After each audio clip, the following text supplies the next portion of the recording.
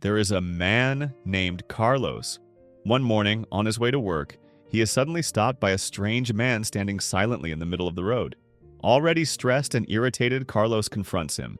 Instead of reacting, the man calmly hands him a cassette tape with several song titles written on it. Before Carlos can even ask what it means, the man disappears without a trace. Carlos arrives at the office and goes on with his day. He is a successful lawyer, but this time, the case he is handling is painfully personal. He is managing his own divorce. Back at home, his wife Elena is seen separating their belongings. Elena works as a music producer, and their marriage has reached this point because of constant arguments that never seem to end. That afternoon, Carlos returns home and hands Elena the divorce papers, asking her to sign them. While she reads through the documents, she hears Carlos chewing on ice. A small habit, but one that finally pushes her over the edge. After years of marriage, nothing has changed. What starts as something trivial quickly turns into yet another argument. ¿Contento? No lo soporto. Pues a mí hay muchas cosas que me tienen hasta la madre. Carlos steps away to cool off and notices something that hurts more than he expects. A band poster he once gave Elena has been taken down and set aside. Knowing how much she loved that band, he tells her to either take it or throw it away. Elena falls silent. She then tries to talk to him honestly, wondering how their relationship ended up here. To her, these problems still feel like things that could have been talked through. Carlos refuses to listen. He explains that fixing things would be pointless because they would only fight again. To him, this marriage was doomed from the start. He even blames the god of love for pairing them together in the first place. Frustrated and hurt, Elena signs the divorce papers on the spot. Suddenly, the radio in Carlos's room turns on by itself. When he switches it off, he realizes the song that was playing matches one of the titles written on the cassette from that morning. Moments later, the radio turns on again, sparking another argument. Then, without warning, the strange man appears once more. This time, he reveals who he really is. He is Cupid, the god of love. He explains that he is tired of being blamed. No one forced Carlos and Elena to fall in love. They chose each other on their own. This is the beginning of a love story that refuses to stay in the past. This is with you in the future. Cupid offers them a chance to undo everything. He sends Carlos and Elena back to the night they first met, giving them the opportunity to convince their younger selves not to fall in love. Feliz día de San Valentín. ¿Qué pasó? ¿Sí? Carlos. As they race through the streets in a speeding car, time suddenly shifts, and they find themselves in the past, on Valentine's night, at a party held at Carlos's ex-girlfriend's house. Cupid explains the rules. The cassette he gave Carlos contains a list of songs. If their mission succeeds, the songs will disappear one by one. When all the songs are gone, their future will officially change. After Cupid disappears, chaos immediately follows. Carlos is accidentally knocked down by a young woman. It turns out to be Elena from the past. She faints on the spot. When she wakes up and sees her bandmates looking young again, the shock only grows. She starts calling them by name, leaving everyone confused about how she could possibly know. To avoid exposing their identities, Carlos explains that he and Elena are music producers interested in signing the band, but only after seeing them perform. While Elena focuses on watching her band, Carlos notices something even more unsettling. He sees his younger self nearby, casually talking with his best friend, Cicles. In the middle of the party, young Carlos's girlfriend, Cristina, suddenly arrives. She comes from an extremely wealthy billionaire family. The truth is, young Carlos never truly liked her. He only stayed in the relationship because she pushed him into it. That night, Cristina tells him that her grandmother's birthday is the following evening. She plans to introduce him to the family, and she expects him to show up dressed properly in a formal suit. Young Carlos immediately refuses. He already has plans to attend a concert and has bought 2 tickets. But Cristina refuses to back down. She makes it clear that if he does not attend the family event, the relationship is over. When she leaves, young Carlos initially feels relieved at the idea of breaking up. Seeing this moment, Carlos from the future quickly approaches his younger self and tries to intervene. He strongly encourages him to stay with Cristina, praising her looks, her kindness, and her wealth. To him, someone like Cristina should never be let go. In his eyes, she is the definition of a perfect partner. Not long after that, Elena's band takes the stage.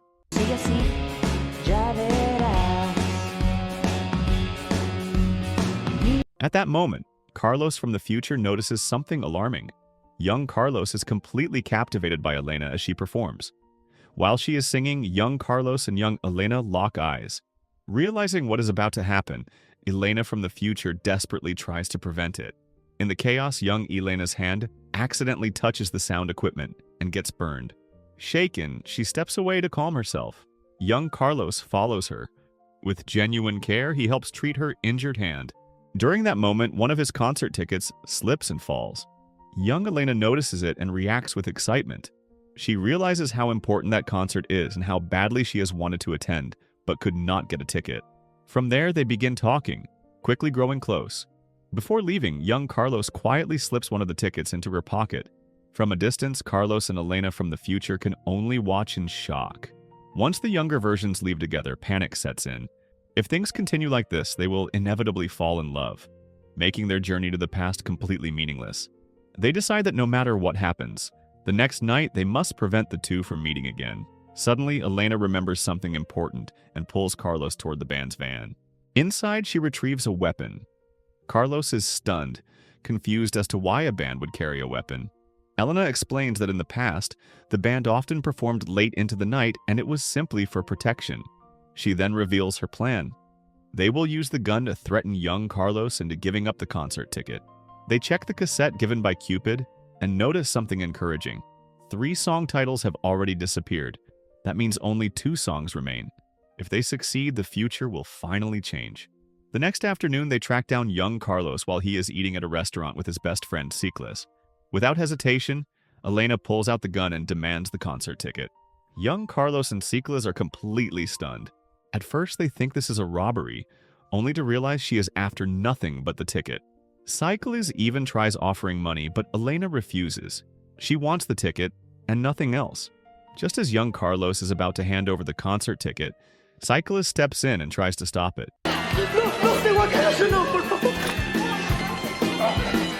In the middle of the chaos, Carlos from the future finally tells the truth about who he really is.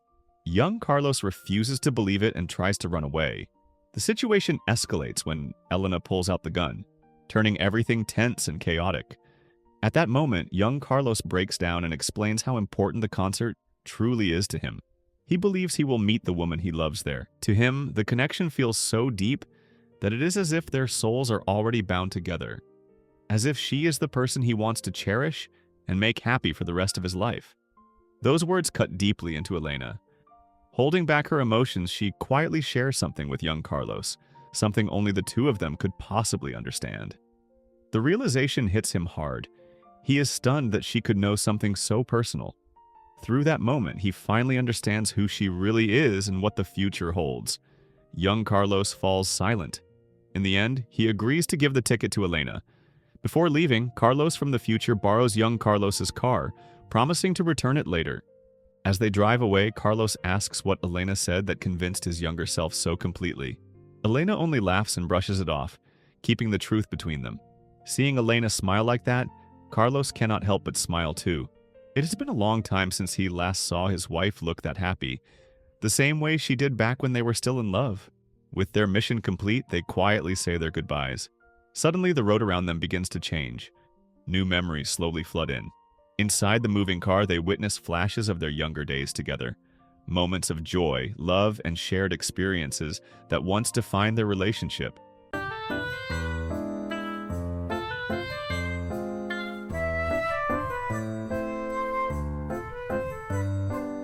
When everything finally settles, both of them are shocked by what they see. Elena now looks like a rebellious rock singer covered in tattoos. In her new memories, she is trapped in a toxic relationship that leads her into alcohol addiction. Carlos, on the other hand, now appears wealthy and polished. In his altered life, he is married to Cristina, but the pressure of living up to a powerful billionaire family has left him stressed and secretly addicted to smoking. Their fate has changed, but their lives have only grown worse. In that painful moment, Carlos finally realizes the truth. The life he shared with Elena, the one he never truly appreciated, was actually the best life he ever had. As he tries to apologize, Elena, still overwhelmed and shaken, walks away and leaves him behind. Out on the street, Elena spots her younger self getting into a taxi, heading to the concert. Even though the future has already changed, they are still trapped in the past. Driven by emotion, Elena sneaks into her younger self's apartment. Inside, she finds a cassette filled with songs identical to the one Cupid gave them. Only then does she remember the truth. Those songs were the ones she used to play over and over when she first fell in love with Carlos. In that instant, all the feelings she had buried come rushing back. The longing is overwhelming. When she checks Cupid's cassette again, only one song remains. Elena breaks down. She does not want the future to change anymore. She wants to stay with her husband. Without hesitation, she rushes toward the concert venue. Elsewhere, Carlos is seen using a public phone to call his mother. He pretends to be a police officer who has found young Carlos's car. At first, he keeps up the act, but slowly the call turns personal. He pours out his regrets about leaving his wife, admitting that the greatest love of his life was destroyed by nothing more than his own ego. The conversation becomes a wake-up call. Carlos realizes that if he truly understands his mistake, he should not be standing still anymore. That realization hits him hard. He immediately goes to find Sicolas and asks for help. That night at Sicolas' house, Carlos explains everything, including what the future looks like. At first, Sicolas refuses to believe any of it. But once Carlos reveals something only Sicolas could possibly know, the truth becomes undeniable. Carlos begs him to bring young Carlos to the concert so he can meet young Elena and fall in love. At that point, Sicolas becomes their last hope, and his inner hero finally awakens. Sicolas quickly figures out where young Carlos is. He is at Christina's house, meeting her family. With traffic at a standstill, the only way to get there fast is by motorcycle. Meanwhile, young Carlos is surrounded by Christina's extremely wealthy family. Intimidated by their status, he becomes visibly nervous. His anxiety gets the best of him, leading to an awkward moment that leaves everyone around him stunned. As soon as they arrive, Carlos tells Sicolas to sneak inside and secretly hand the concert ticket to young Carlos. Sicolas understands the mission and moves into action. However, things immediately go wrong when he ends up being chased by Christina's dog. After a long and painful struggle that leaves him injured, Sicolas finally reaches young Carlos, who is eating with Christina's family. He manages to pass along the concert ticket, making it clear that this is his one and only chance to chase true love. Deeply moved by his friend's sacrifice, young Carlos makes his decision. Even when faced with pressure and threats from Christina, he chooses to leave. Outside the house, he meets Carlos from the future. With Sicolas badly hurt and exhausted, young Carlos is urged to go with Carlos while help is called. Meanwhile, outside the concert venue, Elena can do nothing but cry. In her current memories, if Carlos does not show up, she is destined to end up with a toxic partner. Fear and heartbreak overwhelm her as she waits. Not long after, Carlos arrives with his younger self. Before young Carlos heads inside, Carlos from the future makes one final request. He wants his younger self to never waste Elena again, and to spend a lifetime making her happy. Young Carlos is ready to enter, but suddenly realizes his ticket is missing. At that moment, Elena appears from behind, holding the ticket that Carlos dropped earlier. When their eyes meet, everything becomes clear. In that instant, Carlos and Elena understand that they are truly meant to be together. At the same time, inside the venue, young Carlos and young Elena begin falling in love. Outside, Carlos and Elena from the future finally forgive each other. With that, they successfully return to the future. Still overwhelmed, Elena notices the burn scar on her hand from the night she once performed at Christina's house. That mark proves it was never a dream. Relieved and emotional, the two of them embrace. Back in the past, the ambulance that Sicolas called finally arrives. As a nurse treats his injuries, he shares the story behind every wound. They are the result of his struggle to fix his best friend's future. Moved by his sincerity, the nurse is deeply impressed, and from that moment, a new love begins to grow. So the moral of the story is, if you blame Cupid, chew ice loudly, and threaten your past self with a gun just to fix a relationship, you probably should have just communicated like a normal human being in the first place.